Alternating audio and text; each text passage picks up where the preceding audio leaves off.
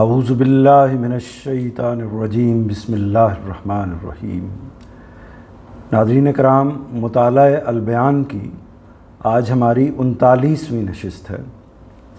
اس سے پہلے یہ اصل میں گزشتہ نشست کا تسلسل ہے، 38ویں نشست کا، جس میں ہم نے سورہ عصر کا مطالعہ شروع کیا تھا اور اس کے ساتھ سورہ ہمزہ کا مطالعہ ہم نے کرنا تھا، ایک توام کے طور پر، ایک جوڑا کے طور پر، کیونکہ یہ دونوں صورتیں قرآن مجید کے اندر جوڑا جوڑا کی حیثیت رکھتی ہیں، یعنی دونوں مل کر اپنے مضمون کو مکمل کرتی ہیں۔ تو گزشتہ نشست میں ہم نے سورہ عصر کی آیات کا مطالعہ کر لیا تھا، اس کے مطالب کو دیکھ لیا تھا، لیکن اس کی تفسیر کو مکمل نہیں کر سکے تھے، کیونکہ اس کی تفسیر تفصیلی تھی، اور اس میں ہم نے اس کو ڈسکس کیا تھا کہ تفسیر کی جو نوعیت اس سورہ کی ہے، اس کی تفصیل ہونے کی وجہ بھی یہ ہے کہ یہ ایک طریقے سے قرآن مجید کا خلاصہ ہے، یعنی پورے جو دین کی دعوت ہے یا دین بحیثیت مجموعی جیسے قرآن مجید کے اندر بیان ہوا ہے، تو یہ 3 جملوں کے اندر وہ پوری کی پوری بات کو ایک طریقے سے اللہ تعالیٰ نے سمو دیا ہے۔ تو اس وجہ سے ظاہر ہے کہ جتنی چھوٹے طریقے سے کسی بات کو بیان کیا جاتا ہے، اور اگر چھوٹی بات کے مطالب بہت زیادہ ہوں تو اس کی وضاحت کی ضرورت بھی تفصیل سے پیش آتی ہے۔ تو اسی وجہ سے میں نے بھی اس کو تفصیل سے بیان کرنے کی کوشش کی تھی، تاکہ دین کا عمومی فہم اس سورہ کے ذریعے سے آپ تک پہنچ جائے، اور اس کے ساتھ ساتھ استاذ نے بھی جو اس کی تفسیر کی ہے وہ خاصی تفصیلی ہے، اور اس کے اندر مولانا امین حسن اصلاحی کے بھی اقتباسات ہیں، امام حمید الدین فراہی کے بھی اقتباسات ہیں، تو ان کا بھی مطالعہ ہم نے کر لیا تھا۔ تو جہاں سے سلسلہ ہم نے توڑا تھا وہیں سے اس کو شروع کرتے ہیں، لیکن اس سے پہلے یہ بہتر ہوگا کہ ہم سورہ کے جو متن ہے اس کا اور اس کے ترجمے کا ایک دفعہ پھر اعادہ کر لیں۔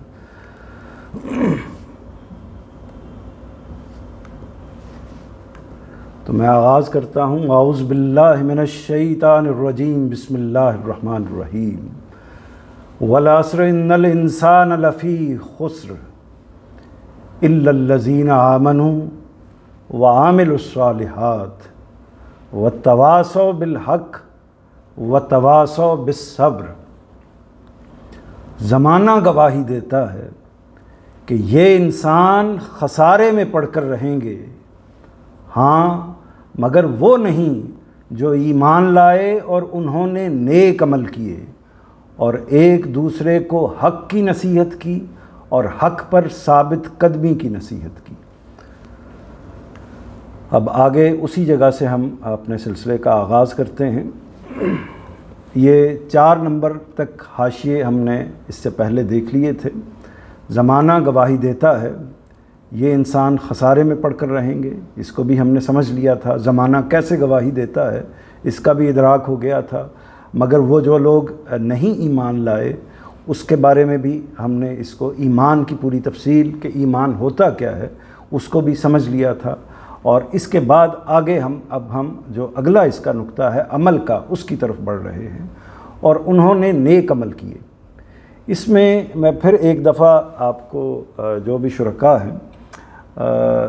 بات کو آگے بڑھانے سے پہلے گزشتہ نشست میں بھی میں نے اس کو عرض کیا تھا، بار بار اس کی ضرورت پڑتی ہے کہ قرآن مجید کو عام طور پر ہمارے ہاں جس طریقے سے بیان کیا جاتا ہے، سنایا جاتا ہے، پڑھایا جاتا ہے، تو وہ ایک درس و تدریس کی نوعیت ہوتی ہے۔ درس و تدریس سے مراد یہ کہ آپ اس سے کچھ تبرک حاصل کرتے ہیں اور کسی نشست میں جاتے ہیں، ایک عمومی سا فہم آپ کے ذہن میں، آپ کے خیال میں آ جاتا ہے، اور وہ آپ لے کر یا ایک کچھ برکات لے کر آپ اس مجلس سے اٹھ جاتے ہیں۔ یا اگر آپ ٹی وی پر یا اس طرح میڈیا پر اس طرح کے دروس کو سنتے ہیں تو اس کا مقصد بھی بالعموم یہی ہوتا ہے۔ یہ مقصد بڑا محمود ہے، یہ کوئی غلط مقصد نہیں ہے۔ اس کے نتیجے میں انسان کا اللہ تعالیٰ کی کتاب کے ساتھ، ان لوگوں کے ساتھ جو اس کتاب کو پیش کر رہے ہیں، اور اسی طرح ان مجالس کے ساتھ جس کے اندر اللہ کی برکات بھی ہوتی ہیں، ان کے ساتھ ایک تعلق موجود رہتا ہے، اور ایک عمومی فہم کے نتیجے میں اس کو کوئی بہت زیادہ سٹریس بھی نہیں لینا پڑتا۔ ایک عمومی فہم کے نتیجے میں اس تک بات قرآن مجید کی ایک عمومی طور پر پہنچ جاتی ہے۔ میں نے عرض کیا تھا کہ ہم نے یہ جو نشست UK کے لوگوں نے شروع کر رکھی تھی، تو اس کا پس منظر کیا تھا؟ اس کا پس منظر یہ نہیں تھا کہ اس کو ایک عمومی درس کے طور پر دیکھا جائے، بلکہ یہ تھا کہ ہم باقاعدہ مطالعہ کریں گے، یعنی ایک کسی ٹیکسٹ کا، جیسے کہ قرآن مجید ایک ٹیکسٹ ہے، ظاہر ہے کہ اس کی تفسیر کی ضرورت ہے ہمیں، تو اس کی ایک تفسیر کا مطالعہ کریں گے اور اس کو لفظاً لفظاً پڑھیں گے۔ یہ جب کسی چیز کا مطالعہ کیا جاتا ہے اس طریقے سے، یا آپ یوں سمجھیں کہ کسی چیز کو اسٹڈی کے طور پر، ایک چیز ہے کہ آپ نے اپنے گھر میں بیٹھ کر کسی چیز کو پڑھ لیا، ایک چیز ہے جس میں آپ کلاس روم میں جاتے ہیں اور باقاعدہ کسی چیز کو کلاس کے طریقے پر، مطالعے کے طریقے پر پڑھتے ہیں، تو اس میں فرق ہوتا ہے۔ یعنی تفہیم کا فرق تو اپنی جگہ، لیکن اس میں ایک سٹریس کا بھی فرق ہوتا ہے، اس میں زیادہ اہتمام کی ضرورت ہوتی ہے، نسبتاً کنسنٹریشن زیادہ آپ کو دینی پڑتی ہے، تو اس لیے بالعموم عام طور پر لوگ اس طرح کی نشستوں سے اوائڈ کرتے ہیں کہ اس کے نتیجے میں تھوڑی سی ایفرٹ مقابلتاً زیادہ کرنی ہوتی ہے۔ تو ہم نے اس میں یہ کوشش کی اس نشست کے اندر کہ زیادہ سے زیادہ، یعنی وہ تعاون جو ایفرٹ کرنے کا معاملہ ہے وہ زیادہ سے زیادہ آپ کو فراہم کر دیا جائے، یعنی آپ کو لغت نہ دیکھنی پڑے، آپ کو بار بار کسی لفظ کو یا کسی چیز پر، جملے پر غور کرنے کے لیے بہت زیادہ اس کی تنقید نہ کرنی پڑے، بلکہ ایک ٹیچر یا دوسرا آدمی آپ کو اس کی تفہیم کر دے کہ اس جملے کا مطلب کیا ہے۔ تو یہ مقصد ہے اس پوری نشست کا۔ تو اس لیے میری آپ سے درخواست یہ ہوگی کہ اگر آپ اس میں شریک ہوتے ہیں، جتنے حضرات بھی یا خواتین بھی شریک ہوتی ہیں، تو وہ اس کو ضرور، یعنی اگر وہ وقت بھی دے رہے ہیں، ہم بھی اس کے لیے ایک ایفرٹ کر رہے ہیں، تو وہ اس کو ضرور اس کا اہتمام رکھیں کہ وہ ایک طرح سے مطالعہ کرنے کے لیے آئے ہیں۔ جب وہ مطالعہ کرنے کے لیے آئے ہیں تو اس کا نتیجہ یہ ہوگا کہ وہ اس 1 گھنٹے کے اندر اس سے زیادہ لرن کریں گے جتنا وہ ایک عمومی درس میں وہ لرن کرتے ہیں۔ اس کا سبب وہ پیٹرن ہے جو ہم نے اختیار کیا ہے۔ بہرحال میں اس بات کو بار بار دہرانے کی ضرورت ہوتی ہے، اس لیے میں گاہے گاہے آپ کو اس سے آگاہ کرتا رہتا ہوں۔ تو چلتے ہیں، اس سے مراد قرآن کی اصطلاح میں کس سے مراد؟ جو ایمان لائے اور انہوں نے نیک عمل کیے۔ اب یہ سوال پیدا ہوتا ہے کہ نیک عمل سے مراد کیا ہے؟ میں آپ سے اگر یہ سوال پوچھوں تو آپ، یا میں اپنے آپ سے پوچھوں، کسی بھی انسان سے پوچھوں، تو اس کے کوئی نہ کوئی جواب آپ کے ذہن میں آئیں گے فوری طور پر۔ مثال کے طور پر اچھا عمل نیک عمل ہوتا ہے، مثال کے طور پر وہ عمل جو قرآن میں بیان ہوا ہے وہ نیک ہوتا ہے، مثال کے طور پر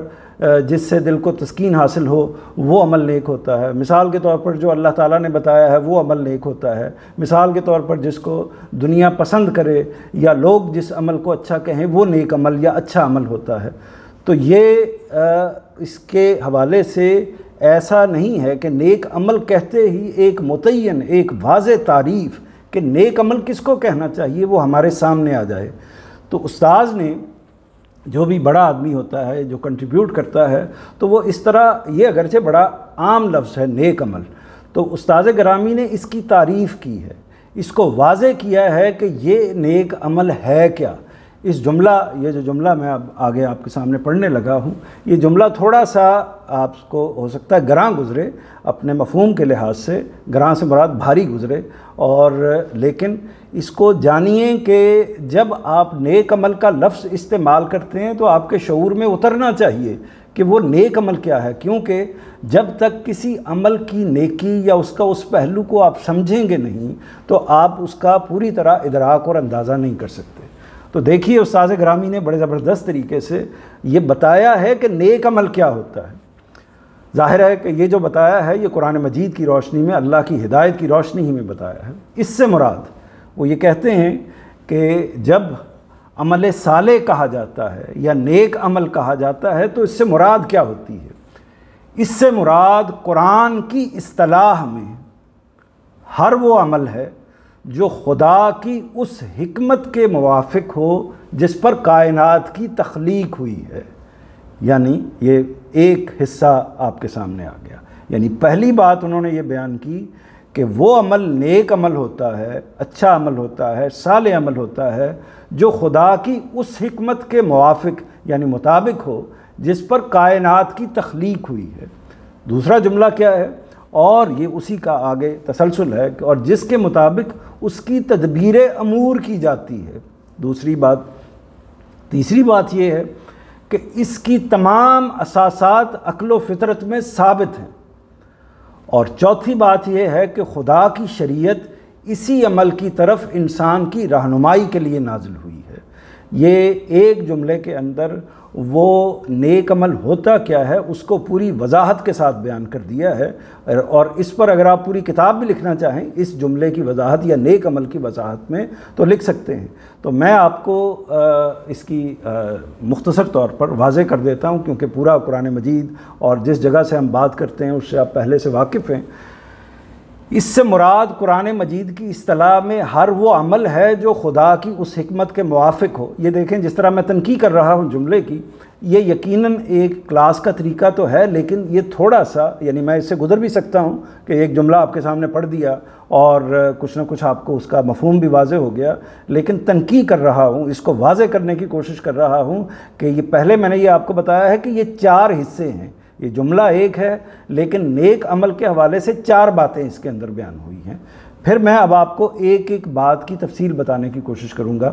اس سے آپ کی کنسنٹریشن زیادہ لگے گی نسبتاً۔ تو جب کنسنٹریشن زیادہ لگے گی تو ظاہر ہے کہ اس عمل کا نتیجہ مفید یہ ہوتا ہے کہ بات واضح ہوتی ہے۔ ہر وہ عمل ہے جو خدا کی اس حکمت کے موافق ہو جس پر کائنات کی تخلیق ہوئی ہے۔ پہلے اس بات کو سمجھ لیجئے کہ اللہ تعالیٰ نے یہ جو کائنات بنائی ہے کسی نظام کے تحت، کسی اصول کے تحت، کسی قاعدے کے تحت، کسی حکمت کے تحت بنائی ہے۔ مثال کے طور پر اللہ تعالیٰ نے لاکھوں کائناتیں اس کے علاوہ اور بھی تخلیق کی ہوں گی، ان میں سے باقی جو کائناتیں ہیں ممکن ہے ان کی تخلیق کی جو نوعیت ہے، ان کی تخلیق کے پیچھے جو کارفرما حکمت ہے وہ بالکل مختلف ہو سکتی ہے، لیکن ہماری جو کائنات ہے یہ جس بنیاد پر تخلیق ہوئی ہے وہاں سے جو چیز پھوٹے گی، یعنی اس چونکہ ہم کائنات کے اندر کھڑے ہیں، پوری کائنات اس نظام کو لے کر چل رہی ہے، تو جس پر کائنات کی جو اللہ تعالیٰ نے جس پر اس حکمت کو استوار کیا ہے یا جس نظام کو جس پر استوار کیا ہے وہ اس کے مطابق ہونا چاہیے، اس کے علی الرغم نہیں ہونا چاہیے، اس کے مخالف نہیں ہونا چاہیے، ورنہ اس کا مطلب یہ ہوگا کہ کوئی شخص جو ایسا عمل کر رہا ہے جو اس پورے نظام کے، اس کو آپ سائنس کے حوالے سے بھی دیکھ سکتے ہیں کہ یعنی کوئی ایسا عمل کیا جائے جو اس ایٹماسفیئر یا اس صورتحال کے لحاظ سے مختلف ہو تو وہ نمایاں ہوتا ہے اور وہ ایک نیگیٹیوٹی کریٹ کرتا ہے اس ماحول کے اندر۔ تو اس بات کو سمجھنا چاہیے، اور اس میں یہ سوال آپ کے ذہن میں آ سکتا ہے کہ پھر وہ کیا چیز ہے جس کے اوپر کائنات کی تخلیق ہوئی ہے، یعنی یہاں اس کی وضاحت نہیں ہوئی، تو اس کی وضاحت یہ ہے کہ اللہ تعالیٰ نے اس کائنات کو جو بنایا ہے وہ اصل میں ابدی طور پر نہیں بنایا بلکہ عارضی طور پر بنایا ہے، اور ابدی اس کا جو نتیجہ ہے وہ آخرت کی صورت میں موجود ہے، یعنی اس دنیا کے مقابلے میں اس کا جو جوڑا ہے وہ آخرت کی صورت میں موجود ہے۔ تو اس لیے یہ جو پوری کائنات ہے، پوری کائنات جس مقصد سے تخلیق کی گئی ہے وہ آخرت کا مقصد ہے، تو اس لیے جو بھی اس کے اندر عمل کیا جائے گا اگر وہ موافق ہونا ہے اس کائنات کے پورے نظام کے تو وہ آخرت کو سامنے رکھ کر ہونا چاہیے، ورنہ وہ عمل اصل میں اس کے خلاف جائے گا۔ تو امید ہے کہ یہ میں نے ایک مختصر وضاحت کر دی، امید ہے یہ آپ کو واضح ہو گئی ہوگی۔ پہلی بات میں جملہ دوبارہ دہراتا ہوں، اس سے مراد قرآن کی اصطلاح میں ہر وہ عمل ہے جو خدا کی اس حکمت کے موافق ہو جس پر کائنات کی تخلیق ہوئی ہے، اور یہ اس کا تسلسل ہے، اور جس کے مطابق اس کی تدبیر امور کی جاتی ہے، یعنی اس کے ایک تو تخلیق ہو گئی، تخلیق کے بعد اس کائنات کو چلنا بھی ہے، آخرت تک، قیامت تک قائم رہنا ہے، تو اس کے اندر نظام چلتے ہیں، اللہ تعالیٰ کے حکم سے مختلف معاملات انجام دیے جاتے ہیں، جو انجام دیے جاتے ہیں تخلیق کر دینے کے بعد، اور اس کے مسلسل اس کے تاریخی تناظر کے اندر پھر اس کے مستقبل حال اور ماضی کے اندر جو چیزیں کار فرما ہوتی ہیں، جو تدبیر ہوتی ہے، جو نظام بنائے جاتے ہیں یا جو اللہ تعالیٰ کے معاملات اس کے اندر چلتے ہیں، وہ کس اصول پر چلتے ہیں؟ وہ اسی اصول پر چلتے ہیں جس پر کائنات کی تخلیق ہوئی ہے، اور کائنات کی تخلیق کس اصول پر ہوئی ہے؟ اس اصول پر ہوئی ہے کہ یہ کائنات آخرت کے مقصد کو سامنے رکھ کر بنائی گئی ہے، آزمائش اسی کا نتیجہ ہے، یعنی آخرت اگر ہوگی تو پھر آزمائش ہوگی، ورنہ آزمائش کی ضرورت کیا ہے؟ تو یہ تدبیر امور کی بات بھی سمجھ میں آ گئی کہ نمبر 1 تخلیق اور نمبر 2 اس کے بعد اس کے نظام کو آگے چلانا، اس کی تدبیر امور کرنا، 2 باتیں ہو گئی۔ تیسری بات، اس کی تمام اساسات، یعنی یہ بنیادی بات کہنے کے بعد اس کی وضاحت کی ہے، اس کی تمام اساسات یعنی یہ جو جس پر کائنات کی تخلیق ہوئی ہے اور جس کے مطابق اس کی تدبیر امور کی جاتی ہے، اس پر تو نیک عمل کھڑا ہوا ہے اور اس کو ہم نیک عمل کہیں گے، لیکن اب اس کی تفصیل کیا ہے؟ اس کی تفصیل یہ ہے کہ اس کی تمام اساسات یعنی اس کی بنیادیں کہاں پر پائی جاتی ہیں۔ اللہ تعالیٰ نے انسان کی عقل و فطرت کے اندر اس کی بنیادیں ودیت کر دی ہیں، یعنی انسان کو اللہ تعالیٰ نے اس دنیا میں جب بھیجا ہے تو وہ بنیادی نیکیوں کی اساسات، وہ نیکیاں انسان کے اندر ودیت کر کے اس دنیا میں بھیجا ہے۔ یعنی اس سے بھی یہ واضح ہوا کہ تدبیر امور جو اللہ تعالیٰ نے کی ہے وہ اسی حوالے سے کی ہے کہ اللہ تعالیٰ نے جہاں خارج میں وہ ان تمام چیزوں کو موافق کیا ہے، وہاں انسان کا جو داخل ہے اس داخل کے اندر اس کی عقل بھی اس کی گواہی دیتی ہے، اس کی فطرت بھی اس کی گواہی دیتی ہے۔ یہی وجہ ہے کہ انسان کو یہ خارج سے بتانے کی ضرورت نہیں ہوتی کہ اچھا کیا ہے اور برا کیا ہے، یعنی نیکی کیا ہے اور برائی کیا ہے، کس بات کو پروردگار پسند کرے گا، کس بات کو ہم کریں گے تو یہ تخلیق کائنات کے عین مطابق ہوگا، کس عمل کو ہم کریں گے تو یہ اصل میں اس مقصود کے مطابق ہوگا جو آخرت کی صورت میں ہمارے سامنے ہے۔ تو یہ جو چیز ہے، اگر یہ چیز ہمارے سامنے رہتی ہے تو ہم ان اساسات سے واقف ہو جاتے ہیں۔ تو وہ اساسات کہیں سے لینے کی ضرورت نہیں ہوتی، بچہ جب پیدا ہوتا ہے اسی وقت سے ایک طریقے سے جیسے جیسے وہ شعور کی عمر کو پہنچتا ہے تو وہ ان اساسات کو اس دنیا کے اندر سے تو حاصل کرتا ہی ہے، اور یہ دنیا کے اندر سے بھی کیوں حاصل کرتا ہے کہ اس کے ارد کھڑے ہوئے تمام انسان اسی فطرت پر مبنی ہیں، اسی عقل کو لے کر آئے ہیں جس کے اندر اللہ تعالیٰ نے اس نیکی کی اساسات، اس کی بنیادیں ودیت کر دی ہوئی ہیں۔ اور چوتھی بات جو ہے، خدا کی شریعت اسی عمل کی طرف انسان کی رہنمائی کے لیے نازل ہوئی ہے۔ یہ بھی بہت واضح کر دیا کہ اصل میں نیک عمل کیا ہے۔ نیک عمل یہ ہے کہ جو انسان کی فطرت میں اللہ تعالیٰ نے ودیت کر دیا، اور پھر آگے اللہ تعالیٰ نے جو پیغمبر بھیجے اور جو اللہ کے قانون کو، اللہ کی شریعت کو لے کر آئے، وہ بھی کس مقصد کے لیے لے کر آئے کہ اصل میں اسی نیکی کی آگے توسیع ہے۔ نظام کی ضرورتوں کے پیش نظر، انسانوں کو اجتماعیت کی ضرورتوں کے پیش نظر اللہ تعالیٰ نے کچھ قوانین جو اس کے انفرادی زندگی سے متعلق ہیں، کچھ قوانین جو اس کی اجتماعی زندگی سے متعلق ہیں، وہ قوانین اللہ تعالیٰ نے دے دیے۔ مثال کے طور پر یہ قانون دیا کہ آپ لوگ اللہ کی عبادت کریں تو اس طریقے سے کریں، تو یہ جو عبادت کا قانون ہے تو یہ اصل میں اسی فطرت کی بنیاد پر کھڑا ہے جو انسان کے اندر اللہ تعالیٰ نے ودیت کی ہے کہ اس کو اپنے پروردگار کے آگے شکر گزاری کا اظہار کرنا چاہیے، جھکنا چاہیے، احسان کو تسلیم کرنا چاہیے۔ اور اسی طرح پوری کائنات بھی چونکہ پروردگار کی اسی شکر گزاری پر کھڑی ہے، تو آپ یہ اندازہ کر سکتے ہیں کہ ایک تسلسل ہے ابتدا سے انتہا تک۔ اور اسی طرح قانون عبادات ہے، شرعی حدود و تعزیرات ہیں، باقی جہاد ہے، اور جتنے بھی قوانین شریعت کے اندر موجود ہیں وہ سارے کے سارے عبادات کے حوالے سے بھی، دیگر قوانین کے حوالے سے بھی، سیاست کے حوالے سے، معیشت کے حوالے سے، معاشرت کے حوالے سے، نکاح و طلاق کے حوالے سے، مثال کے طور پر یعنی جن چیزوں سے منع کیا گیا ہے وہ کس کی بنیاد پر ہیں، اور جن چیزوں کی ترغیب دی گئی ہے وہ کس بنیاد پر ہیں، ان کی تمام اساسات انسان کی فطرت کے اندر ودیت کر دی گئی ہیں۔ جب فطرت کے اندر ودیت کر دی گئی ہیں تو اسی کی بنیاد پر جب شریعت تشکیل دی جاتی ہے تو گویا یوں محسوس ہوتا ہے کہ وہ اصل میں انسان کی فطرت کی آواز ہوتی ہے، انسان کی ضرورتوں کو پیش نظر رکھ کر اللہ تعالیٰ نے اس کو تشکیل دیا ہوتا ہے۔ تو یہ چاروں باتیں میرا احساس ہے کہ میں نے ان کو آپ کو سمجھانے کی، واضح کرنے کی کوشش کی ہے۔ اس پر اگر کوئی سوال آپ کے ذہن میں ہے مزید تنقیح کے لیے، کیونکہ انسان کی، ہماری نجات کی، آخرت پر ہماری کامیابی کی بنیاد یہ نیک عمل ہے۔ تو نیک عمل جو ہے وہ کیا ہوتا ہے اس کا ادراک ہمیں بہت اچھے طریقے سے ہونا چاہیے۔ تو یہ اس کا علمی بیان ہے، اور علمی بیان کو میں نے ایک تفصیل سے آپ کے سامنے رکھ دیا ہے۔ اگر کوئی اشکال ہے تو مزید وضاحت کے لیے میں تیار ہوں۔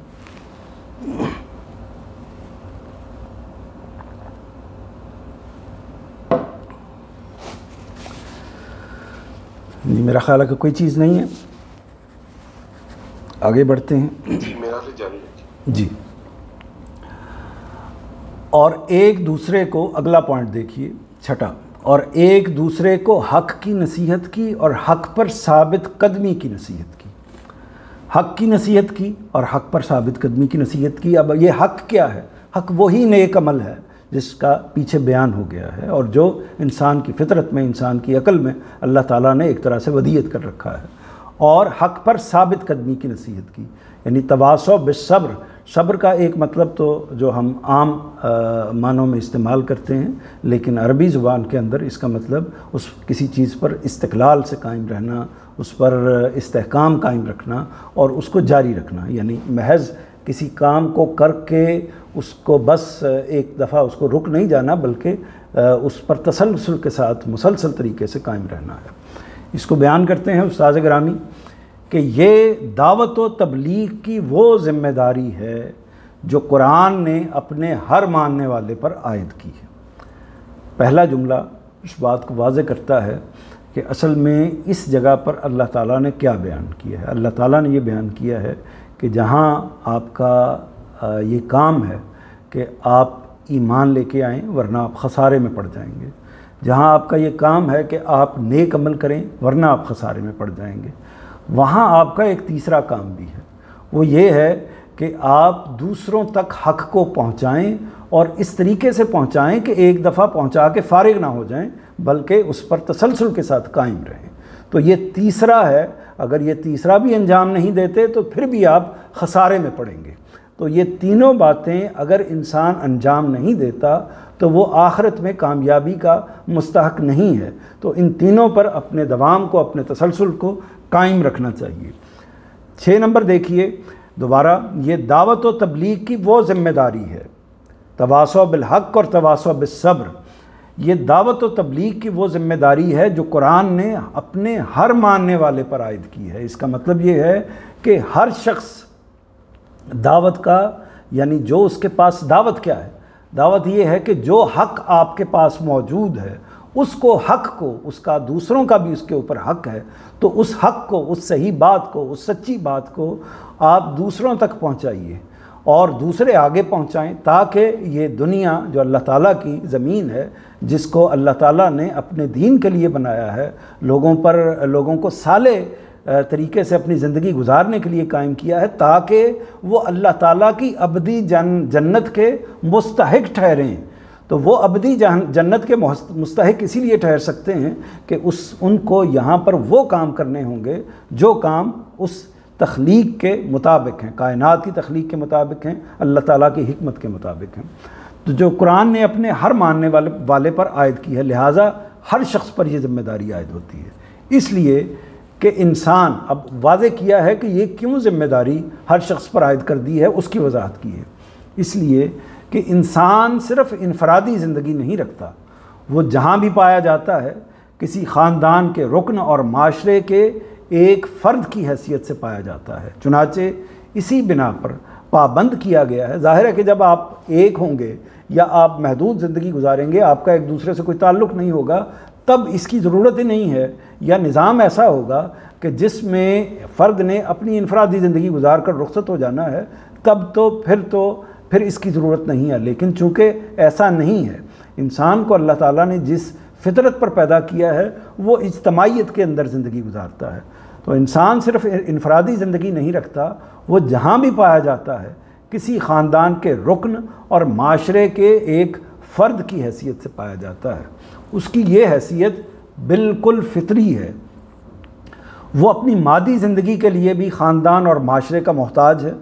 اور اپنے اخلاقی اور روحانی ارتقاء کے لیے بھی انہی کا سہارا حاصل کرتا ہے. یعنی جو اس کی مادی زندگی ہیں، جو اس کی جسمانی احتیاجات ہیں، جو اس کے روزگار کے معاملات ہیں، جو کچھ بھی اس کو چاہیے ہوتا ہے، وہ اکیلا انجام نہیں دے سکتا. اس کے لیے اس کو، یعنی ابتدا میں وہ اگر والدین موجود نہیں ہوں گے، والدین اور خاندان اس کی خدمت وہ نہیں کر سکیں گے، تو وہ اپنی زندگی کو پروان ہی نہیں چڑھا سکتا، وہ زندہ رہ ہی نہیں سکتا. تو اس لیے اس کی زندگی کے لیے، چاہے اس کی مادی زندگی ہے اور یا اس کی اخلاقی اور روحانی زندگی ہے، دونوں پہلوؤں سے اس کو کس چیز کی ضرورت ہے؟ اس اجتماعی زندگی کی ضرورت ہے۔ چنانچہ اسی بنا پر پابند کیا گیا ہے کہ وہ اپنے گرد و پیش کی صلاح و فلاح سے غافل نہ رہے، یعنی اس کی فلاح سے، اس کی بہبود سے، اس کے اندر اصلاح کرنے کے رویے سے غافل نہ رہے۔ اس کا ذکر یہاں عمل صالح کے ایک جزو اور اس کی توضیح کے طور پر ہوا ہے۔ یہ انہوں نے واضح کیا ہے کہ اگر ہم یہ دیکھیں کہ یہ اپنی حقیقت کے اعتبار سے کیا ہے، دعوت جو ہے یا دوسروں تک حق کو پہنچانا، یہ اپنی حقیقت کے اعتبار سے بھی نیک عمل ہی کا ایک جز ہے، اس کا ایک حصہ ہے، لیکن اللہ تعالیٰ نے اس کو ان تمام نیک اعمال سے نکال کر اضافی طور پر ایڈیشنلی الگ طریقے سے بیان کیا ہے۔ تو اس کا ذکر یہاں عمل صالح کے ایک جزو اور اس کی توضیح کے طور پر ہوا ہے، اس لیے کہ حق کے ساتھ انسان کی محبت کا یہ لازمی تقاضا ہے کہ وہ جس چیز کو محبوب رکھتا ہے پوری شدت سے چاہتا ہے کہ دوسرے بھی اسی کو اسی طرح محبوب رکھیں۔ یہ اللہ تعالیٰ نے انسان کی فطرت میں بات رکھی ہے کہ انسان اگر کسی شخص سے، کسی چیز سے، کسی نظریے سے محبت کرتا ہے تو اس کی یہ خواہش ہوتی ہے کہ جو دنیا ہے یا باقی لوگ ہیں، جو اس کے اعزاء و اقارب ہیں، جو اس کی فیملی کے لوگ ہیں، جو اس کے ہم قوم ہیں یا باقی انسانیت کے جو باقی افراد ہیں، وہ بھی اس کو اسی طریقے سے تسلیم کریں۔ یہ جذبہ ہر انسان کے اندر پایا جاتا ہے، اس کو داخل کرنے کی ضرورت نہیں ہوتی۔ وہ جس چیز کو محبوب رکھتا ہے پوری شدت سے چاہتا ہے کہ دوسرے بھی اسی طرح محبوب رکھیں۔ یہ ذکر جس طریقے سے ہوا ہے اس سے واضح ہے کہ یہ ایمان کے بنیادی تقاضوں میں سے ایک ہے، یعنی یہ جس طریقے سے اللہ تعالیٰ نے بیان کر دیا ہے اس طریقے سے معلوم ہوتا ہے کہ یہ دعوت دینا ایمان کا بنیادی تقاضا ہے۔ بندہ مومن نیک عمل کرے اور ایمان کا یہ تقاضا بھی پورا کر دے تو ان آیتوں میں ضمانت دی گئی ہے کہ قیامت میں وہ خسارے سے محفوظ رہے گا اور جنت کی ابدی بادشاہی اسے حاصل ہو جائے گی۔ آیت میں حق اور صبر کے الفاظ بھی قابل توجہ ہیں۔ اللہ تعالیٰ نے یہ نہیں فرمایا کہ انہوں نے نیک عمل کی تلقین کی، بلکہ یہ فرمایا کہ حق اور حق پر ثابت قدمی کی تلقین کی۔ اس کی وجہ کیا ہے؟ اس کی وضاحت یعنی اللہ تعالیٰ نے یہ کیوں کہا کہ حق کی نصیحت کرو اور حق پر ثابت قدمی کی نصیحت کرو، اس کی جو حقیقت ہے اس کو واضح کرنے کے لیے انہوں نے اپنے استاذ امام امین احسن اصلاحی کا جو کوٹ ہے اس کو نقل کیا ہے، اس کو ہم پڑھتے ہیں۔ اس اسلوب نے، مولانا اصلاحی لکھتے ہیں اپنی کتاب تدبر قرآن میں جو خود ایک تفسیر کی عظیم الشان کتاب ہے، اس اسلوب نے وہ باتیں بھی اپنے اندر سمیٹ لی ہیں جو اس پہلے ٹکڑے میں ہیں اور ان کے اوپر مزید نہایت اہم اضافے بھی کر دیے ہیں۔ لفظ حق کے اندر ایمان بدرجہ اولا داخل ہے، اس لیے کہ وہ خدا کا حق ہے، یعنی ایمان کیا ہے؟ ایمان خدا کا حق ہے اور سب سے بڑا حق ہے۔ اسی طرح اعمال حسنہ کا تعلق بھی، اچھے اعمال کا تعلق بھی، صالح اعمال کا تعلق بھی یا تو خدا کے حقوق سے ہے یا بندوں کے حقوق سے ہے۔ جو بھی اعمال صالحہ ہوں گے، جو بھی اچھے اعمال ہوں گے، یا تو پروردگار کی طرف ان کا رخ ہوگا یا بندوں کی طرف، انسانوں کی طرف رخ ہوگا، اس وجہ سے وہ بھی اس میں داخل ہیں۔ اس سے یہ حقیقت واضح ہوئی کہ وہ یہ ساری باتیں حقوق اور فرائض کی طرح ادا بھی کرتے ہیں، دوسروں کو اس کی تلقین بھی کرتے ہیں، اور ساتھ ہی یہ حکمت بھی لوگوں کو بتاتے ہیں کہ حقوق کو ادا کرنا کوئی سہل بازی نہیں ہے، کوئی آسان کام نہیں ہے، اس کے لیے صبر و عزیمت ضروری ہے، یعنی صبر استقامت کے ساتھ قائم رکھنا اور ایک عزم کے ساتھ، اور کسی مشکل کی صورت پیش آئے، کوئی مزاحمت ہو تو اس کے مقابلے میں کھڑے ہو جانا ضروری ہے۔ جن کے اندر یہ وصف نہیں ہوتا، یہ صلاحیت نہیں ہوتی، یہ صفت نہیں ہوتی، ان کے لیے حقوق کا ادا کرنا نہایت مشکل ہو جاتا ہے۔ تو مطلب یہ ہے اس بات کا کہ تواصو بالحق اور تواصو بالصبر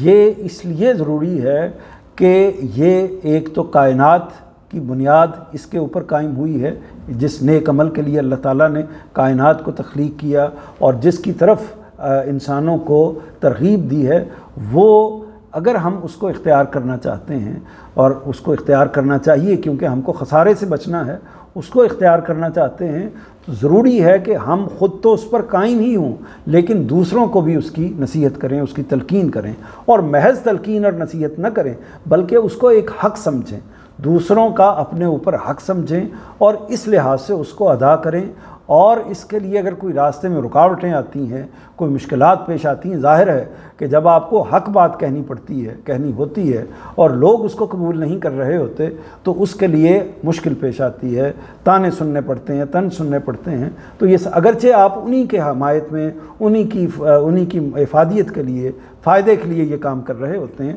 تب بھی آپ کو سارا معاملہ کرنا پڑتا ہے۔ لیکن کیوں کرتے ہیں؟ ان کا فائدہ تو ہوتا ہی ہوتا ہے، ہم اس لیے کرتے ہیں کہ اللہ تعالیٰ نے ہمیں اس کا حکم دیا ہے اور ہم اپنے آپ کو خسارے سے بچانا چاہتے ہیں، اس لیے اس اقدام کو کرتے ہیں۔ تو اس لیے ہمارا کام پورا ہے، کرنا ہے اس کو۔ اگر ہم نہیں کریں گے تو اصل میں لوگوں کو جو نقصان ہوگا سو ہوگا، لیکن ہم بھی عند اللہ اس کے حوالے سے جواب دہی کی جگہ پر آ کر کھڑے ہو جائیں گے۔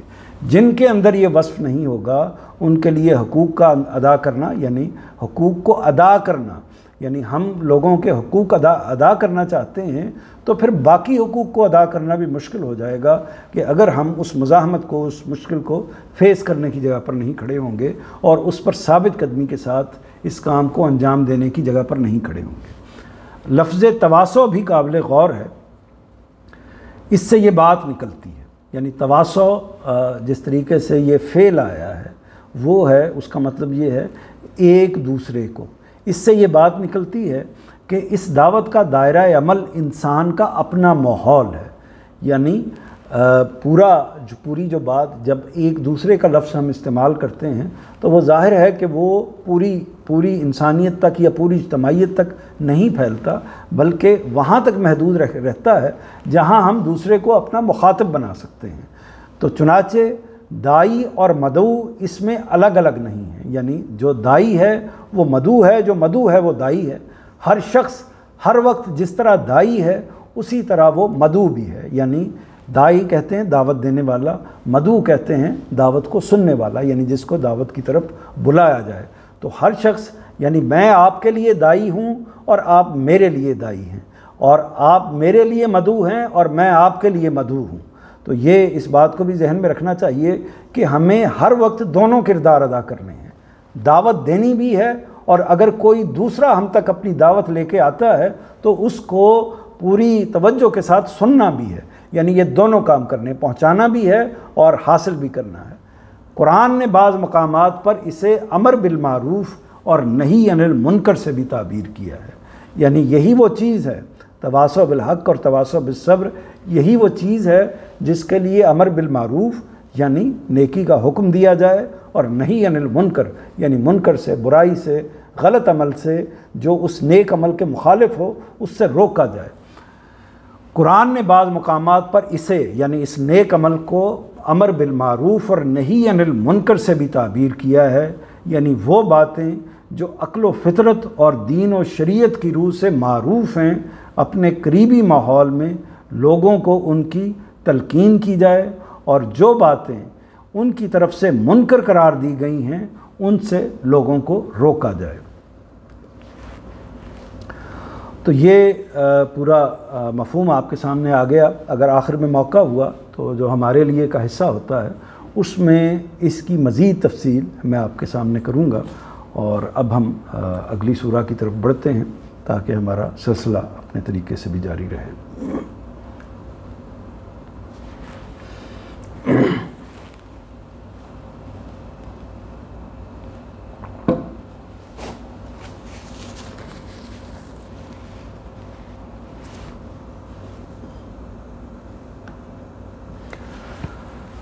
بسم اللہ الرحمن الرحیم۔ ویل لکل ہمزۃ لمزہ الذی جمع مالا وعددہ یحسب ان مالہ اخلدہ کلا لینبذن فی الحطمہ وما ادراک ما الحطمہ نار اللہ الموقدہ نار اللہ الموقدۃ التی تطلع علی الافئدہ इन्नहा अलैहिम मुअस्सदा फी अमदिन मुमद्ददा। तबाही है हर उस शख्स के लिए जो तुम पर इशारे करता और तुम्हें ऐब लगाता है पैगंबर।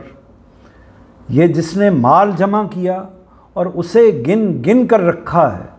इसका ख्याल है कि इसके माल ने इसे हयात जावेदां बख्श दी है। इसका ख्याल है कि इसके माल ने इसे हयात जावेदां बख्श दी है। हरगिज़ नहीं, ये ज़रूर उसमें फेंका जाएगा जो तोड़ कर रख देगी। और तुम्हें क्या मालूम कि जो तोड़ कर रख देगी वो क्या है? अल्लाह की भड़काई हुई आग है जो दिलों तक पहुँचेगी। ये सरकश उसमें मोंदे हुए होंगे, ऊंचे सतूनों में जकड़ कर बांधे हुए। मतन और तर्जमा आपके सामने आ गया। बाज़ मानूस अल्फाज देख लीजिए। वैल का लफ्ज़ भी बाज़ औक़ात हमारे यहाँ इस्तेमाल हो जाता है तबाही के मफ़हूम में। इसी तरह यहसबु यानी हिसाब करना, जमा करना माल को। और इसी तरह इदराक, वमा अदराका में जो इदराक का लफ्ज़ है, नार का लफ्ज़ है। और तो ये चंद अल्फाज हैं जिनसे आप कुछ न कुछ पहले से वाकिफ़ हैं। दूसरी तरफ देखिए कि कोई ऐसा लफ्ज़ जो मुश्किल हो आपके लिए, हयात जावेदां, इसे हयात जावेदां बख्श दी। हयात कहते हैं ज़िंदगी को, जावेदां कहते हैं मुसलसल रहने वाली, यानी ऐसी ज़िंदगी जो मुसलसल रहे। इसका ख़्याल है कि इसके माल ने, यानी मतलब ये है कि जो माल अल्लाह ताला ने उसको इनायत किया है तो वो उस माल की बुनियाद पर ये बख्श समझता है कि उसको उस माल की बदौलत सारी उम्र की, यानी हमेशा हमेशा की ज़िंदगी हासिल हो गई है। मूंदे हुए होंगे, यानी उसके अंदर उनके चेहरे या वो नीचे की तरफ होंगे, उनको उल्टाया हुआ होगा।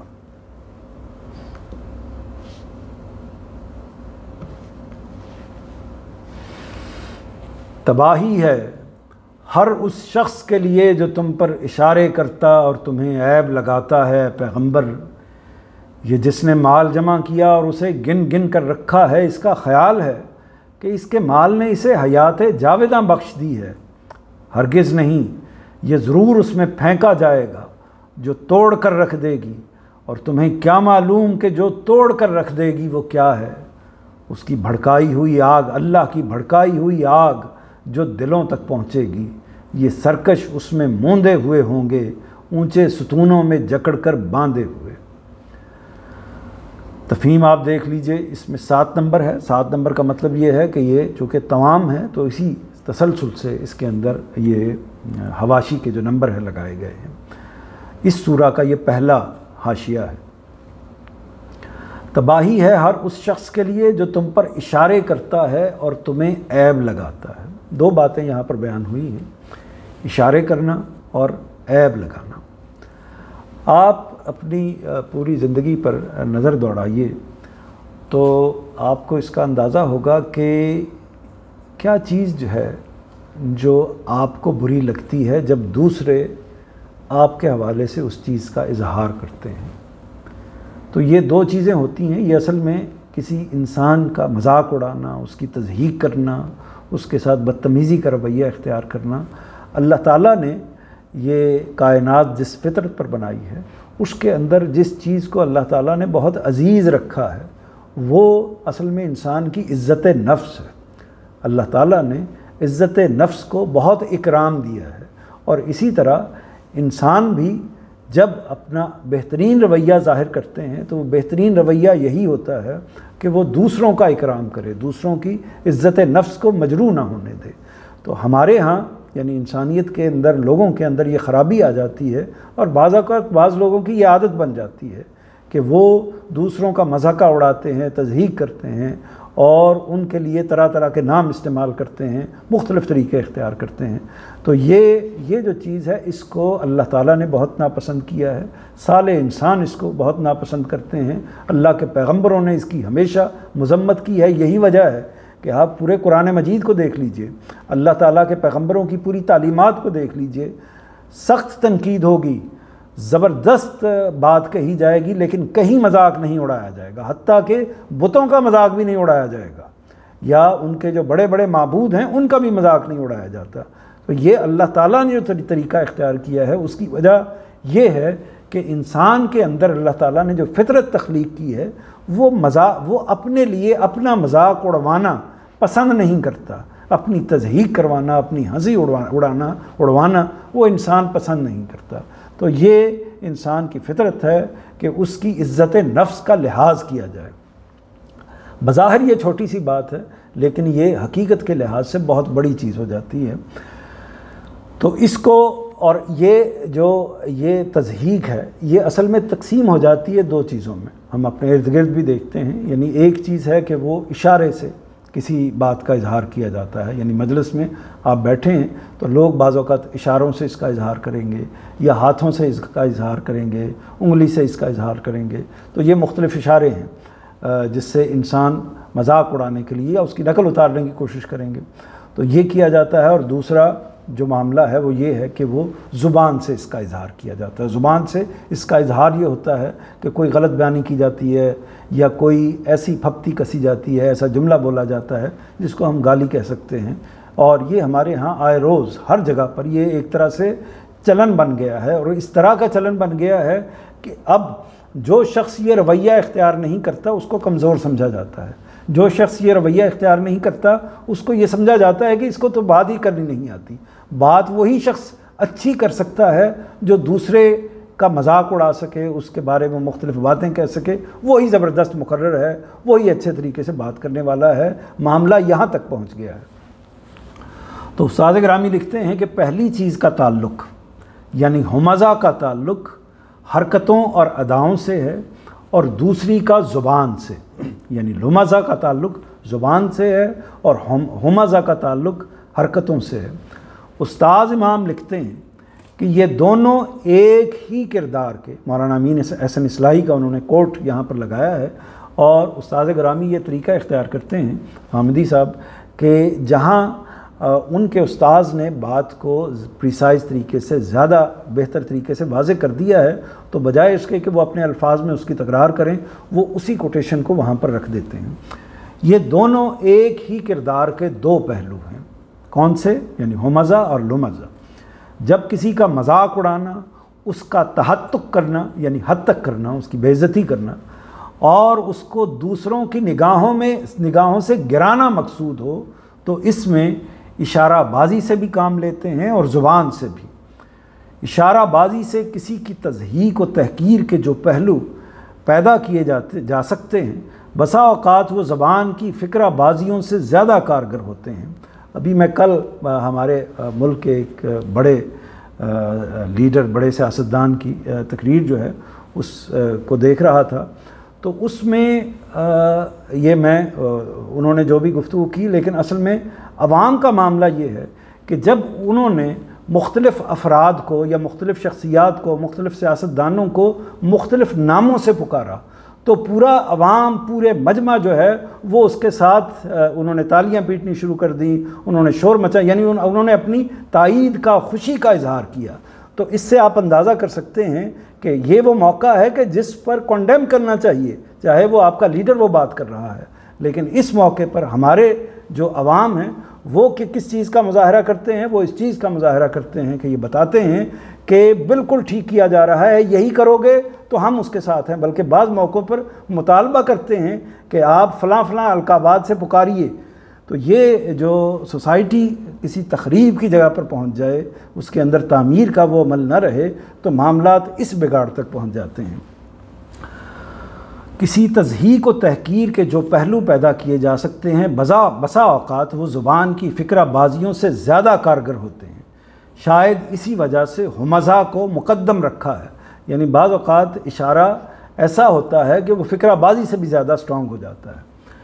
یہ اگر غور کیجئے تو اشاروں کی زبان میں مضحکہ اڑانے اور پھپتیاں چست کرنے کا وہی طریقہ ہے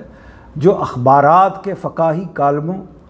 کارٹونوں اور لیڈروں وغیرہ کے بیانات کی صورت میں اب بھی دیکھ لیا جا سکتا ہے۔ اس کی میں نے مثال دی، اور یہ ایک طرف نہیں، ہر طرف ہے۔ یعنی میں نے ایک آپ کو مثال دی ہے، اور اس کے مقابلے میں دوسرے لوگ بھی اسی طریقے کا رویہ اختیار کرنے کی کوشش کرتے ہیں۔ اور یہ ہمارے علماء کے اندر بھی بہت افسوس ہے کہ یہ چیز آ گئی ہے، جن کو اس چیز کو روکنا چاہیے، ختم کرنا چاہیے۔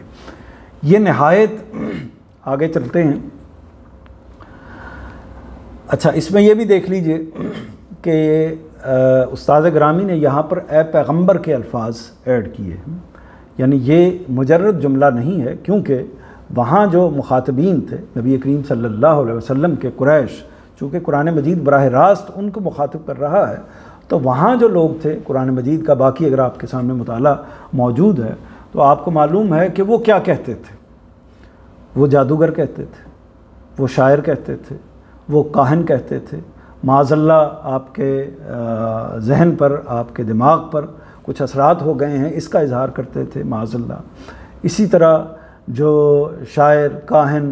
جادوگر اور مجنون یہ لفظ استعمال کرتے تھے معاذ اللہ۔ مجنون کا مطلب یہ ہوتا ہے کہ کسی کا معاذ اللہ ذہنی توازن خراب ہو گیا ہے۔ تو یہ چیزیں جو اختیار کرتے تھے، یہ الفاظ، اور اسی طرح الفاظ کے اندر، اشاروں کے اندر ان چیزوں کو ظاہر کرتے تھے۔ نبی کریم صلی اللہ علیہ وسلم گزر رہے ہیں تو ارد گرد میں جو لوگ بیٹھے ہوئے ہیں تو آپس میں گفتگو کر رہے ہیں، ایک دوسرے کو کہتے ہوئے جملے بول رہے ہیں، جملے اچھال رہے ہیں، کچھ جملے آپ تک پہنچتے بھی ہیں۔ تو یہ کتنی اذیت ناک بات تھی کسی شخص کے لیے ہو سکتی ہے کہ وہ آپ کی بھلائی کے لیے کھڑا ہوا ہے۔ یعنی یہ بھی دیکھیے، اس کو بھی، یعنی میں تھوڑا سا اس پر زیادہ تقریر کر رہا ہوں کہ اصل میں ہم ان کا معاملہ دیکھیے، یعنی ایک تو یہ ہے کہ ہم اپنے کسی دوست کے لیے کوئی جملہ کس دیں، وہ ایسا بھی نہیں ہونا چاہیے۔ اگر اس کی تضحیق اس کے نتیجے میں سامنے آتی ہے، وہ کبھی بھی اس کو پسند نہیں کرتا ہوتا، تو یہ نہیں ہونا چاہیے۔ پھر اگلا مرحلہ ہوتا ہے کہ ہم کسی ایسے شخص کے لیے جس کے اندر کوئی برائی واقعی پائی جاتی ہے تو اس کے بارے میں جملہ کہیں، تو یہ بھی ٹھیک نہیں ہے، اس کی بھی کوئی اجازت نہیں ہے۔ آپ اس برائی کو، اس غلطی کو کنڈیم کیجئے۔ پھر اس سے آگے کی بات یہ ہے کہ ہم کسی ایسے شخص کے بارے میں جملے کسیں کہ جو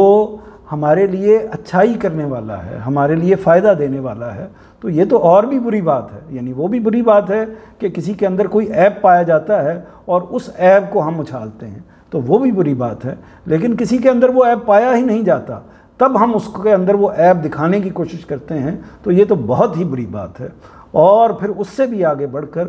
وہ کتنی بری بات ہوگی کہ معلوم ہے کہ یہ اللہ کا فرستادہ ہے، معلوم ہے کہ یہ اللہ کا پیغمبر ہے، اور دن رات آپ کی اصلاح کے لیے لگا ہوا ہے، کوئی لالچ نہیں ہے، کوئی اس کی طمع نہیں ہے، کوئی خواہش نہیں ہے۔ آپ طرح طرح کے لالچ دیکھ کر بھی اس کو دیکھ چکے ہیں۔ وہ اپنی زندگی ایک طرح سے گھلائے جا رہا ہے۔ وہ ہستی آپ کی جو، یعنی جس نے پتھر کھانے کے بعد بھی آپ کو دعائیں دی ہیں، وہ ہستی جب آپ کے سامنے کھڑی ہے اور آپ اس پر جملے کس رہے ہیں، آپ اس کے لیے اشارہ بازی کر رہے ہیں، آپ اس کے ساتھ بدتمیزی کا رویہ اختیار کر رہے ہیں، کتنی پست بات ہے۔ اس کے بعد خدا پھر جب یہ انسان اس جگہ پر آ کر کھڑے ہو جاتے ہیں تو پھر اللہ تعالیٰ حکم دیتا ہے کہ آسمان کو کہتا ہے کہ وہ برس پڑے، زمین کو کہتا ہے وہ اپنی بساط لپیٹ دے، یا زمین کو کہتا ہے کہ وہ پھٹ جائے اور یہ لوگ اس کے اندر دفن ہو جائیں۔ اور یہی وہ موقع ہے کہ جب، جیسا کہ روایت کے اندر آیا ہے کہ فرشتے، یعنی حضرت جبرائیل علیہ السلام نے کہا کہ اگر آپ، وہ آوازیں کس رہے تھے طائف کے لوگ، اگر آپ حکم دیں تو ہم ان دونوں پہاڑوں کے درمیان میں اس بستی کو پیس کر رکھ دیں۔ تو یہ، یعنی اللہ کے پیغمبر کے ساتھ جو لوگ یہ رویہ اختیار کر رہے تھے اپنے محسن کے ساتھ، ان کا معاملہ کیا ہے۔ تو اس لیے میں اس پر اصرار کے ساتھ کہوں گا کہ اپنے بچوں کی، اپنی ذات کی تربیت اس طریقے سے کیجئے کہ یہ پیدا ہی نہ ہونے پائے، اس کو کوئی عزم کی بات، اس کو کوئی بڑائی کی بات، اس کو کوئی شوخی کی بات نہیں قرار دینا چاہیے۔ لیکن میری ساری تقریر کا مطلب یہ نہیں ہے کہ بزلہ سنجی، مزاح اور پر لطف گفتگو وہ آپ کو نہیں کرنی چاہیے۔ وہ تو ایک انسان لطیف ادب کا حصہ ہے، انسان کی زبان کا، انسان کی سرشاری کا، اس کی تفریح طبع کا اس کے ساتھ تعلق ہے، وہ بالکل الگ چیز ہے۔ اور ہر انسان کو پتہ ہوتا ہے کہ کون سا جملہ میں فلاں بندے کے لیے بولوں گا تو اس کے نتیجے میں اس کو تکلیف ہوگی، اور کون سا جملہ بولوں گا کہ جس کے نتیجے میں وہ اس سے تفریح حاصل کرے گا، اس سے اس کو مزہ آئے گا، اس کو اچھا لگے گا۔ تو اس کا اندازہ ہر شخص کو ہوتا ہے، تو اس لیے اپنے بچوں کی تربیت بھی یہیں سے کریں اور اس چیز کو کیونکہ یہ چیز پھر بڑھتے بڑھتے اس جگہ تک پہنچ جاتی ہے جس کی ابھی میں نے آپ کو مثال دی کہ پوری قوم پھر یہ کہتی ہے کہ آپ فلاں کے لیے وہ گالی دیں یا وہ القاب بولیں۔ آگے دیکھیے کہ یہ جس نے مال جمع کیا اور اسے گن گن کر رکھا ہے، اس کی وضاحت میں استاد گرامی لکھتے ہیں کہ یہ نہایت جامع تصویر ہے۔ انسان بخیلی کا خوگر ہو، بخیلی کہتے ہیں کنجوسی کو، اور خوگر ہونا اس کی عادت پڑ جانا۔ انسان یعنی کنجوسی کی اس کو عادت پڑ گئی ہو، انسان بخیلی کا خوگر ہو تو مال کی حرص میں مبتلا ہو جاتا ہے، حرص میں یعنی لالچ میں مبتلا ہو جاتا ہے، پھر اسی طرح سرمایے کے حساب و کتاب میں لگا رہتا ہے، یعنی جب اس کو مال کی حرص پیدا ہو جائے تو پھر وہ ہر وقت اپنے اسی مال کا حساب کتاب کرتا رہتا ہے اور اسی طرح دنیا سے ایک دن رخصت ہو جاتا ہے۔ اگلا نوٹ ہے کہ ہرگز نہیں، یہ ضرور اس میں پھینکا جائے گا جو توڑ کر رکھ دے گی، اور تمہیں کیا معلوم کہ جو توڑ کر رکھ دے گی وہ کیا ہے؟ اللہ کی بھڑکائی ہوئی آگ جو دلوں تک پہنچے گی۔ یہ اس کا باطن ہے، اس لیے کہ مال اور زندگی کو فانی سمجھتا تو کبھی یہ رویہ اختیار نہ کرتا۔ یعنی اگر انسان اس کے ساتھ اپنے مال کے ساتھ یہ رویہ اختیار کرتا کہ یہ کوئی ایسی چیز نہیں ہے جو مجھے حیات جاوداں دینے والی ہے، یہ کوئی ایسی چیز نہیں ہے کہ جس کے نتیجے میں پھر پوری دنیا پر باقی لوگوں پر اگر مجھے دولت مل گئی یا مجھے اقتدار مل گیا یا مجھے کوئی اور اللہ تعالیٰ کی طرف سے کوئی اچھائی کا یا کسی پوزیشن کا موقع مل گیا، کوئی حشمت مل گئی، کوئی عظمت مل گئی، تو اس کے نتیجے میں پھر دوسروں کو کوئی حیثیت نہ دوں اور اسی دولت کی بنیاد پر جو مختلف صورتوں میں موجود ہے، اسی دولت کی بنیاد پر اصل میں یہ سمجھنے لگ جاؤں کہ میں ہی عظیم ہوں اور باقی سب حقیر ہیں۔ تو یہ جو معاملہ ہے اس کا نتیجہ یہ نکلتا ہے کہ پھر وہ یہی آگ جو انسان کے اندر یہ پیدا ہوتی ہے جس کے نتیجے میں وہ اپنی اس دولت کو سمیٹ کر رکھتا اور اس کو گنتا رہتا ہے، پھر اس کے دلوں تک پہنچ جاتی ہے اور اس کو اندازہ نہیں ہوتا کہ اس کا تو یہ تو فانی ہے، اور اگر فانی اس کو وہ سمجھتا ہوتا تو اس کو وہ اہمیت نہ دیتا ہوتا۔ اس میں مزید وہ لکھتے ہیں، استاذ گرامی نے امام امین حسن اصلاحی کا جملہ کوٹ کیا ہے۔ استاذ امام لکھتے ہیں کہ آدمی کے باطن کا سراغ دینے والی اصل چیز اس کی زبان نہیں بلکہ اس کی زندگی کا رویہ ہے۔ جو آدمی اسی دنیا کو اپنی منزل سمجھتا ہے، اس کی زندگی اس شخص کی زندگی سے بالکل مختلف ہوتی ہے جو اس دنیا کو منزل نہیں بلکہ راہ سمجھتا ہے۔ یہ ممکن نہیں ہے کہ جو شخص آخرت کا قائل ہو اور اس کا طالب ہو وہ اپنا مال گن گن کر اس دنیا کے بینکوں اور تجوریوں میں رکھے، بلکہ وہ اپنا مال اپنے خداوند کے پاس رکھتا ہے۔ دوبارہ جملہ سن لیجئے، یہ ممکن نہیں ہے کہ جو شخص آخرت کا قائل اور اس کا طالب ہو وہ اپنا مال گن گن کر اسی دنیا کے بینکوں اور تجوریوں میں رکھے۔ وہ اپنا مال کہاں رکھتا ہے؟ وہ اپنا مال اپنے خداوند کے پاس رکھتا ہے۔ سیدنا مسیح علیہ السلام نے فرمایا ہے کہ تو اپنا مال اپنے خداوند کے پاس رکھ، اس لیے کہ جہاں تیرا مال رہے گا وہیں تیرا دل بھی رہے گا۔ یعنی حضرت مسیح کی بائبل سے یہ کوٹیشن انہوں نے دی ہے کہ انسانوں کو مخاطب کر کے کہا ہے کہ آپ چونکہ مال کے ساتھ آپ کی محبت ہوتی ہے، جو بھی انسان کی اس طرح کی اللہ تعالیٰ کی نعمت ہے، مال ایک نعمت ہے، تو ان انعاموں کے ساتھ ان نعمتوں کے ساتھ انسان کی محبت ہوتی ہے۔ تو مسیح علیہ السلام نے ایک تمثیل میں فرمایا کہ آپ جو ہیں وہ اپنے مال کو وہاں رکھیں کہ جہاں اللہ کے پاس رکھیں گے تو اس کے نتیجے میں آپ کی اللہ کے ساتھ بھی محبت میں اضافہ ہوگا، تو تیرا دل بھی وہیں رہے گا۔ اگلا جو نوٹ ہے، جو اس سے پہلے جو حیات جاوداں کا نوٹ تھا 9 نمبر، اب یہ 10 نمبر نوٹ ہے جو دلوں تک پہنچے گی۔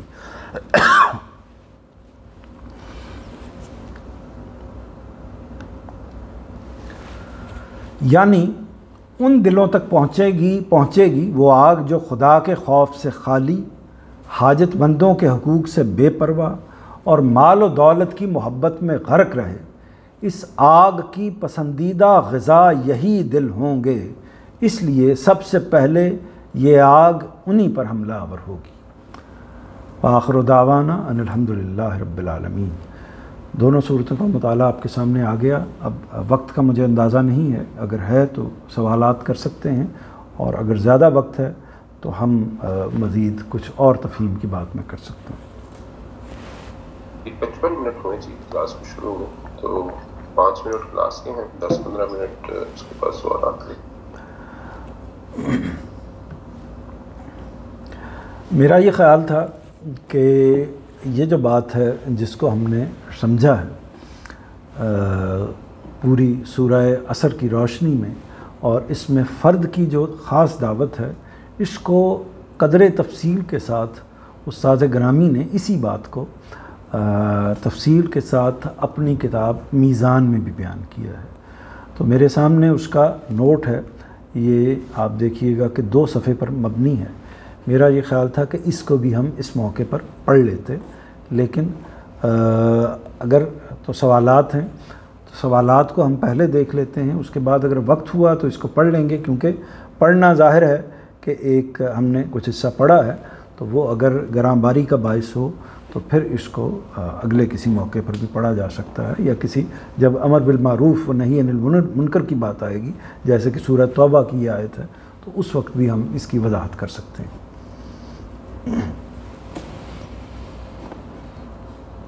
ٹائم چونکہ کم ہے اس لیے میں نے سوال کیا۔ جی ٹائم میں کا سوال اگر کوئی پوچھنا چاہیں تو اس میں پوچھا جا سکتا ہے۔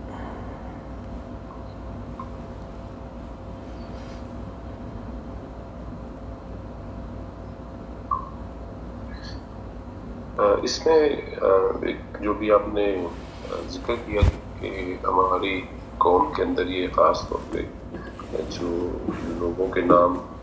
بنانا یا ان کو اس طرح سے پکارنا، اور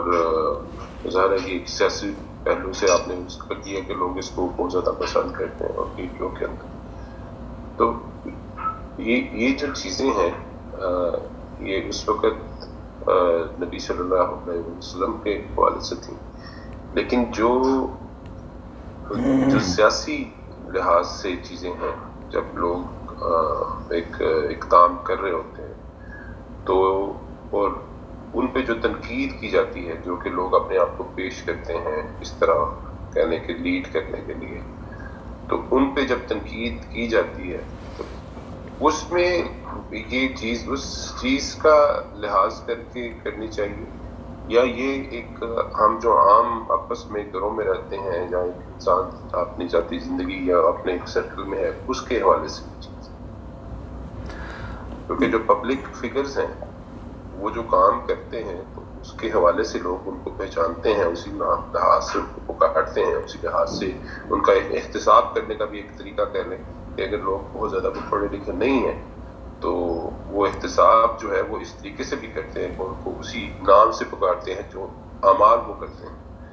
تو اس حوالے سے تھوڑی سی اس کی وضاحت کر دیجیے۔ میں سیاست میں نہیں جانا چاہتا، ظاہر دینی پہلو سے ہی اس کو جاننا چاہتا ہوں۔ یہ بہت اہم آپ نے بات کی ہے کہ اصل میں اس کی میں تفریق کیسے کی جائے، کہ بعض اوقات واقعی ایسا ہوتا ہے کہ اگر کسی کے لیے کوئی القاب ہم استعمال کرتے ہیں تو وہ ان لوگوں نے وہ جرائم کیے ہوتے ہیں، یا وہ زیادتیاں کی ہوتی ہیں، یا وہ غلطیاں کی ہوتی ہیں، تو جب وہ ساری چیزیں کی ہوتی ہیں تو پھر اس کے بعد کیا غلط ہے کہ ان کو اس لقب سے اس طرح کی چیزوں سے پکارا جائے۔ تو اس میں جو کئی اس کے پہلو ہیں جن کو ہم کو ضرور دیکھنا چاہیے، اور یہ موضوع اہم ہے، اس لیے میں تھوڑا سا قدرے اس کا تفصیل سے جواب دینے کی کوشش کرتا ہوں کہ ایک تو 2 چیزیں بالکل الگ الگ ہیں۔ ایک یہ ہے کہ کسی نے کوئی جرم کیا ہے، اس جرم کو جرم کے طور پر متعین ہونا چاہیے، یعنی کسی نے بدکاری کی ہے تو کہنا چاہیے کہ یہ اس نے بدکاری کی ہے، اور کس کو کہنا چاہیے؟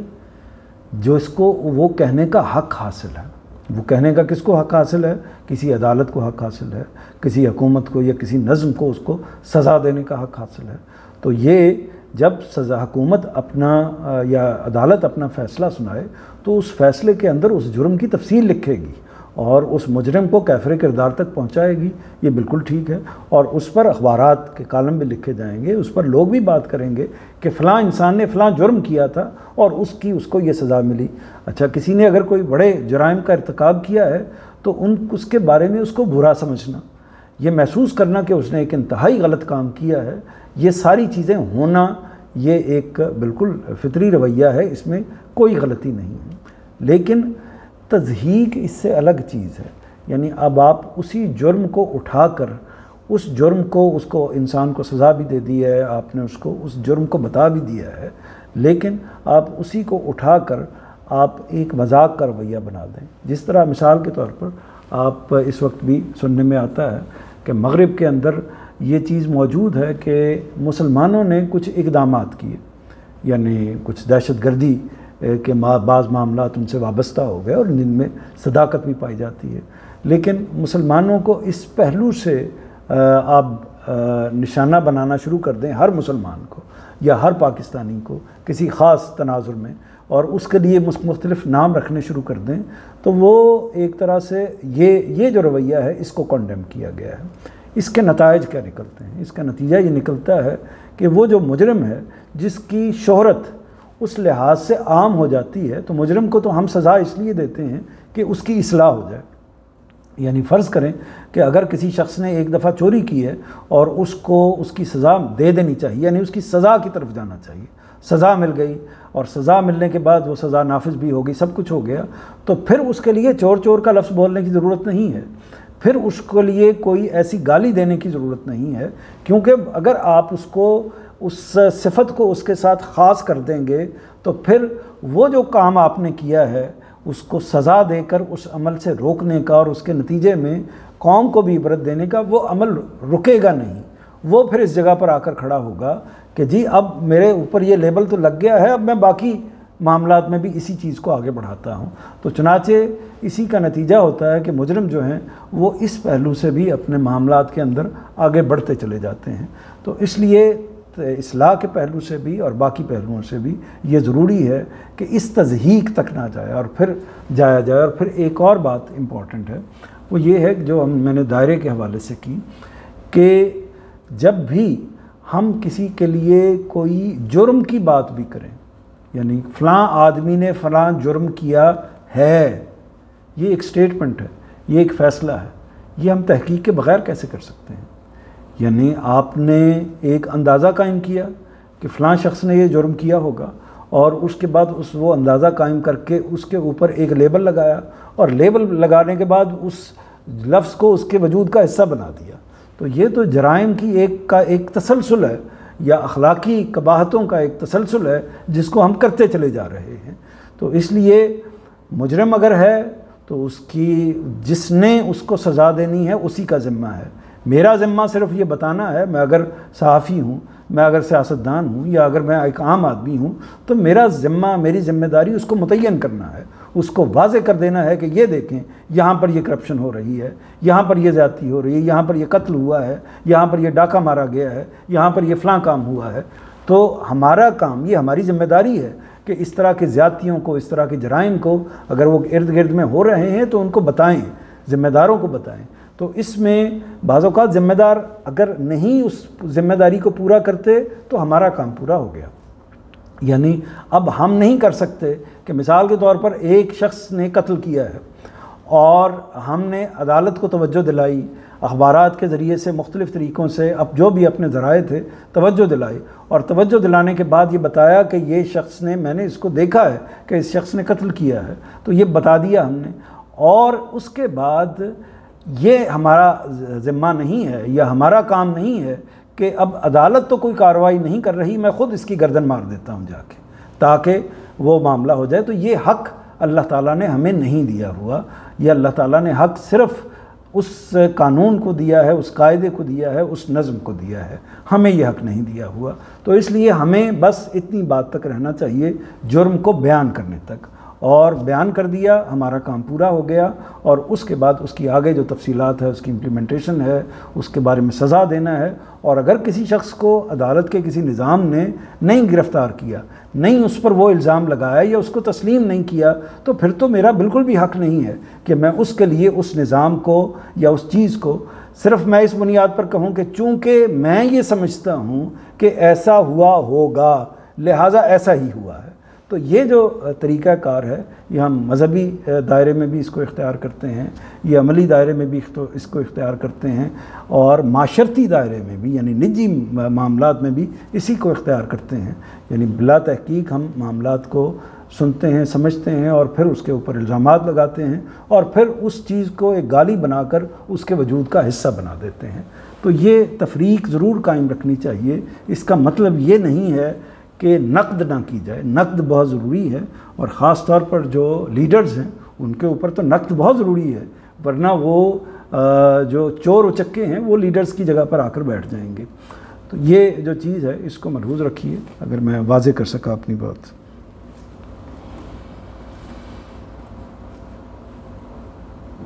جی آپ کی بات واضح۔ کوئی اور سوال؟